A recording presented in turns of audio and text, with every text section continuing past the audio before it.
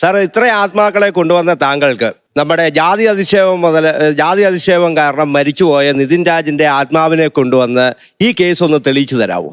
ഒരു ചലഞ്ചായിട്ട്. സർവീസിൽ ഇല്ല. അല്ല വേണ്ട അത് പോലീസിൽ നിന്ന് റിട്ടയർഡ് ആയ ആൾക്കാർ വരെ സ്വതന്ത്രമായി പിന്നെ വേറെ ഏജൻസി ആയിട്ടൊക്കെ അന്വേഷിക്കുന്നുണ്ട്. അല്ലെ അദ്ദേഹം ആ ചലഞ്ച് ഒന്ന് ഏറ്റെടുക്കട്ടെ. ഇതിന്റെ ആത്മാവിനെ കൊണ്ടുവന്ന് ഈ കേസ് ഒന്ന് തെളിയിച്ചു തരണം.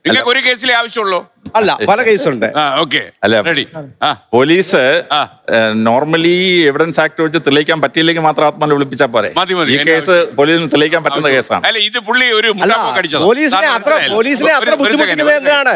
എളുപ്പം കണ്ടെത്താവുന്ന ഒരു താങ്കൾക്കൊരു മറുപടി സുനിൽ പരമേശ്വരൻ പറയുന്നു. അതിനകത്ത് ഇപ്പം സാർ ഇദ്ദേഹത്തെ ഒരു ആത്മാവിനെ കൊണ്ടുവന്നു എന്ന് പറഞ്ഞില്ല. അതൊരു മീഡിയയിലൂടെ അതിനൊരു ശ്രമം നടത്തി എന്നുള്ളതാണ്. ഇവിടെ ഉള്ള ഏറ്റവും വലിയ വിഷയം ഇത്തരം വിഷയങ്ങള് ഈ തർക്ക വിഷയമാക്കിയെടുത്ത് ഇല്ലാതാക്കി കളയും.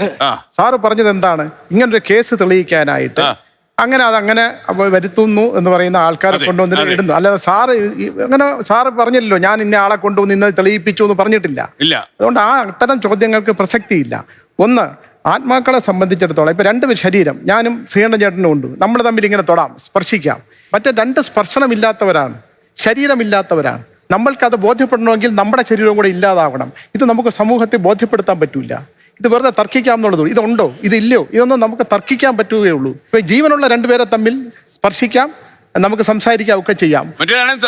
പറ്റില്ല.